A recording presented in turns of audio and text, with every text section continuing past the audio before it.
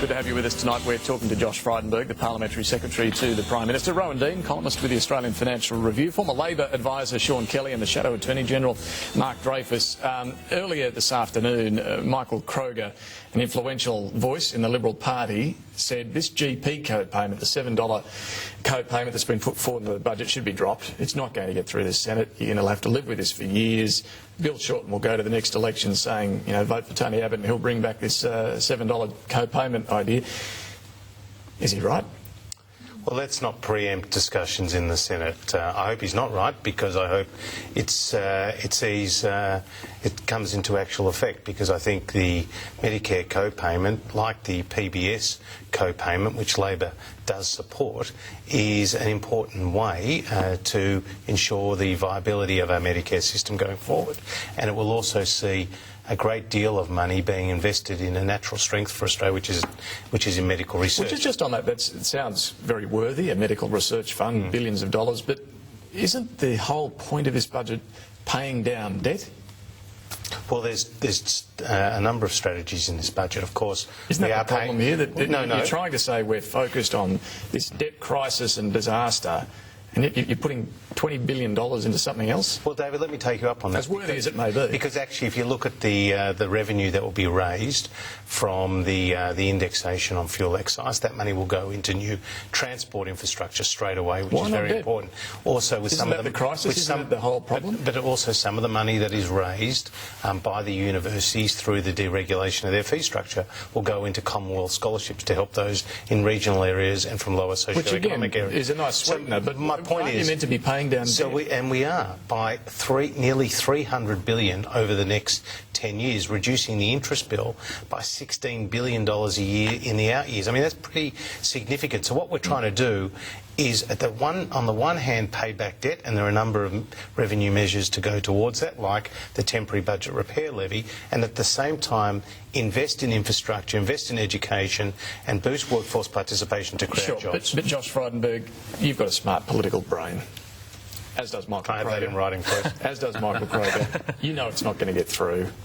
I don't know that. Don't you take the hit now and say, we're not going to proceed with this? No, I don't know that. And one person on the other side who probably hopes it will get through secretly is Andrew Lee, the Shadow Assistant Treasurer, because he is actually... You got that in. Because he's actually written that as an economist, saying as an economist. Now, the other thing to point out to you, David, is that from Scandinavia to New Zealand, from Europe to the Americas, other economies all have equivalent co-payments for these types of services, much more than the $7 being proposed. Well, you're right. I think $17 in New Zealand, and we have the co-payment for medicines here. The Commission of Audit recommended $15. It did.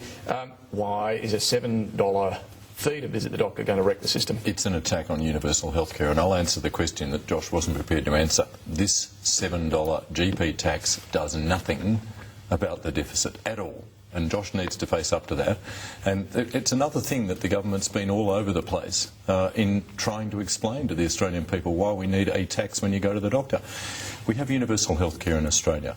We deliver that universal health care at about half the cost of an American system that doesn't even get to universal cover, and we're going to fight like hell to maintain that. But I don't accept that the PBS co-payment is in any way comparable to, because it's about what you pay for the drugs after you've been diagnosed as ill, after you've been told by your doctor that's the prescription, those are the drugs you need to buy. Going to the doctor is a preventative health measure. We want people to go to the doctor. There's no indication that it's being overused. There's no indication that people are going to the doctor too often. And over again, we've heard from Peter Dutton, probably from Josh, I haven't heard it directly, that it's free visits to the doctor. They are not free. We pay for our health system from taxes. No, and we pay from taxes. So don't describe them as free. But Mark, also, don't forget, this is an attack on there are more than 8 million concession card holders in Australia. And those concession card holders, together with children under the age of 16, will have their co-payments capped at 10 visits. Now, this is another thing that PM was confused on. No, but this is actually very important, because so many of those Australians from those lower socio-economic backgrounds or incomes will actually have that co-payment cap. So why should you, on a high salary, be able to be bulk billed, right, and effectively be subsidised by the taxpayer? Because I pay for Medicare from my taxes, and I pay a higher amount because that's the way the Medicare levy works. The more you earn, the more you pay. It's not free. Sean, where are you at on this $7 copayment? There's a few issues here. Where the money's going to, this research fund, rather than the budget bottom line, as I say, which sounds very worthy. And the underlying argument here, are we going to the doctor too often? Look, we're not going to the doctor too often. Some people do. Absolutely some people do. But every study that's been undertaken overseas shows that when you introduce a co-payment of any sort, it unduly impacts those at the lower end of the economic scale. And the problem I have with all of the arguments with people saying, oh, people go to the doctor too often, they go when they're not sick, is personally faced between somebody who might be sick deciding for themselves whether or not they're sick and going to a doctor who then makes that decision. I think it's better for us, it's better for that person, and it's better for the health system in its sustainability if the doctor makes that decision. On the PBS co-payment, there is actually one area where it is comparable. The PBS co-payment started out at $1. It's now up to $37. So whenever a Liberal argues that $7 is not that much to pay for a GP, remember that that is not where it's going to end. A slippery slope. And the PBS gives us an example of where that has occurred. But David, to your point about the politics of this, the government did a thing which every government does, and we were certainly guilty of it at times. You're taking hard measures in the government, going after middle-class welfare, as sensible governments have had to do over the last few years, and you think, well, we need to sweeten this deal somehow, we need to throw something else on the table that we can wave in radio interviews. And I think the government shot themselves in the foot by putting this medical research fund there. Yeah, Rowan, what do you think? Oh, look, it's a great argument, but the reality is we do have to end our age of entitlements. And I mean, Mark talks about universal health care, but it's support ridiculous. Universal health care, No, I don't. I believe there should be a price. Ridiculous? No, it's not ridiculous. I didn't say that. Don't put words into my mouth. Sorry, a small co-payment, as I believe Bob Hawke wanted to introduce, a small co-payment. He wanted to introduce $3.50. That was a long time ago. Lasted $7. Three yes, months. but he recognised that it was a sensible thing to do. The last decent Labor leader, I might add, I'll just throw that in. But anyway, he recognised it was critical because why? Because the cost of healthcare is expanding, even greater than Labor's debt. The cost of healthcare goes greater and greater around the world, gets more and more expensive. We can't keep up with it. So what are we going to do to make the system sustainable? We need a price signal, a small one. Yes, we must protect those at the bottom end, but it's ridiculous that wealthy people can go to the doctor and not have to pay a small contribution. If the idea is to reduce the number of doctor visits, even the government is saying it's only going to reduce them by But that's not 1%. the idea. It's a price signal. It's not trying to What stop do you mean people by going price to the... signal, though? It's to make people realise Medicare costs a lot of money. Sure, so and they a small realise that, contribution and then what? it'll go towards paying for the system. And this is where I completely agree with you. That this idea of the cure for cancer... It's not I agree going with to you, the Mark, system. totally. And you would have seen me nodding away when you were saying that. Because that was the big mistake in terms of communications. This should have been, as the HECS thing should have been, end of age of entitlement, folks. This is what it means. But David, this is underlining the whole discussion because Roland's absolutely right.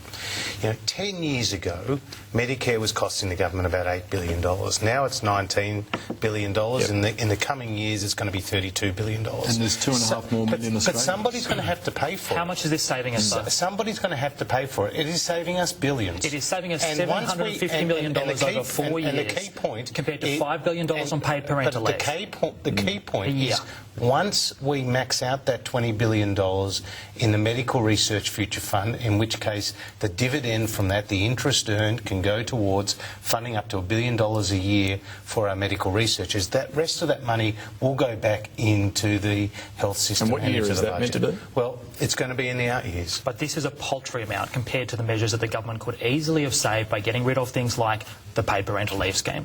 $5 billion a year. Ding, not you got that one in. But it is the contrast that everyone's making. Why do you need to do this? You could just delay, dump, get rid of that paid parental leave scheme. Which is unmeans tested. Just think about that. $50,000 going to someone that earns $1 million a year. Well, I'm a believer in Tony Abbott's paid parental leave scheme because it is a workplace entitlement like sick leave, like long service leave. And Labor gave us, a Mickey Mouse paid parental leave scheme. It was only at 18 weeks. And the World Health Organisation said that a mother needs at least 6 months to bond with their child, so we take it up to 26 weeks. It was at the minimum wage. You can't find any country in the world that has a minimum wage paid parental leave scheme, so we have got a more generous one. And our one includes superannuation as well. So I think actually ours is a better system, and it will be really important, David, in keeping women in the workforce after they have children. Isn't this the entire problem with the budget, though? That's a good argument. There are good arguments that can be made for almost every measure the Abbott government's taken in this budget. We have to make those, Sean. The problem is one of priorities. The problem is ultimately the Abbott government has chose to privilege those who are already very well off at the expense of those who are not well off. And I think the community is reacting to that much more than they're reacting to broken promises. They are reacting to the cruelty in this budget. And we know that's coming out of focus groups, that's been in the media. And I think that is a real issue for this government going into the future. This is a really interesting debate because I think you have to understand that with the amount of debt that we are projected to have, $667 billion, it will equate for a family of 2 parents and 2 children to $100,000. Now, that has to be paid back at some point. But there are other ways of doing that. But who's going to pay it back? How are you going to pay it back? People earning over $150,000, for example. Well, if you do that, you can have major negative effects on the economy. You're suggesting what a higher... No, I'm talking about things like the superannuation tax concessions. Right. Do you think Labor at some point is going to have to, and, well, I guess you will have to, before the next election, spell out what you're going to do about this debt problem? Of course, and the time to do that is when we look coming up to the next election at the state of the Australian economy, when we get, for example, statements by the such as the pre-election financial outlook. We didn't get anything from the Liberals. But you were so critical. I think you'll get a lot more from you. Waiting until the 11th You will certainly get more from us. Bottom line is before the 2000. You wait until it's far too late. You will certainly get a lot more as before the 2007 election. We got nothing at all from Tony Abbott. If you're going to argue against all these measures, to at least say, look, here's something, and I know paid parental leave is one, but that's not going to fix the problem. Shouldn't there at least be something? Whether it's the mining tax that you're going to improve, or whether it's superannuation. Paid parental leave is a no-brainer. This is $5.5 billion in the face of this concocted crisis. There's no crisis in Canberra other than Tony Abbott's credibility crisis. This $5.5 billion a year, $22 billion over the forwards, is something that cannot possibly be the right time on the logic that the government has been advancing for its budget. So that's got to go. There's $22 billion straight away over the forwards. And you could add the fig leaf of a climate change policy, the direct action policy, which is $2.5 billion. So you get rid of that? That policy is just chucking taxpayers' money at big polluters for no certain result. We learned in Senate estimates this week about that policy that the Department of the Environment is not even prepared to say it will reach the paltry target that the government is setting, which is 5% reduction by 2020. And that's a whole other easy one. But $2.5 billion. And the carbon price is giving up around $7 to $8 billion a year in revenue. All right, well, there you go. Clive Palmer. Sure. Where is he? Have you spoken to him lately, Josh Frydenberg? Look, I speak to him when he's there in the chamber and he's not asleep. But he is somebody who was elected by his constituency. His senators have a huge amount of influence now in the new Senate. So we will deal constructively with him. But notwithstanding dinner last night with Malcolm Turnbull, he says he's not talking to the government at all until he gets more staff. And the Vice President of the Liberal Party, Tom Harley. Indeed. Were you there, Mark? No, it's been widely reported. Mark Parkinson, the head of Treasury. But the fact that he's not talking to the government must surely be a concern if you need his support. Well, his senators haven't taken their seats yet, and I'm sure he is as concerned as we are about some of the challenges Australia faces. So I am very hopeful that we can sit down constructively with him. Do you think he's being a populist on this budget? Look, I think he needs to consider the detail. He needs to understand the broader context. Well, he says he has, and he's not going to back the GP co-payment, the higher education changes, the pension changes, family payments. Without talking to us? Apparently. Well, let's have those discussions. Is he Let's being put the populist? case. Let's have those discussions and see what he does. I mean, but Clive Palmer is quite a populist. I'll put that on the record for you. Okay, because your willingness to rip into these guys, but it's very, hang on, no, very careful. If you remember back to the Senate re-election in Western Australia recently, you couldn't accuse Tony Abbott of taking a backward step. He could have been in the Oxford boxing ring the way he was talking about Clive Palmer there. And the point is, we have to take the case up on behalf of the Australian people. We were elected to fix this budget. That was the Senate re-election campaign where the idea of a GP co-payment was rubbished by the Prime Minister. No, we're not doing that. I can tell you this about Clive Palmer. He asked a question in the House today of Joe Hockey. He is certainly not buying the concocted crisis, the concocted disaster. He compared in his question the debt levels in Australia to the OECD average, of course, and of course Australia's debt level is about a seventh of that average. I think if you ask the Chinese about Clive Palmer's business acumen, you'd probably get a very different story. I'm talking about his published views I'm talking about his nous. And how should the government deal with him, Rowan? Well, they will do what they have to do, obviously, and it will be to the detriment of the Australian people who voted for a big party, a big swing for the Liberals at the last election, and it's pretty poor show that Labor are going to sit there and block every single measure we've talked about. It's crucial that we fix this budget. Business knows it, the Australian people know it, they want to see action, and the thought that we're left hanging with Clive Palmer and whatever he twerking or whatever he happens to do that day is a disgrace on Australian democracy. But to the point made earlier, he was elected in his own. Sure, he was elected. And the WA Senate result, I think, what was he, about 17%?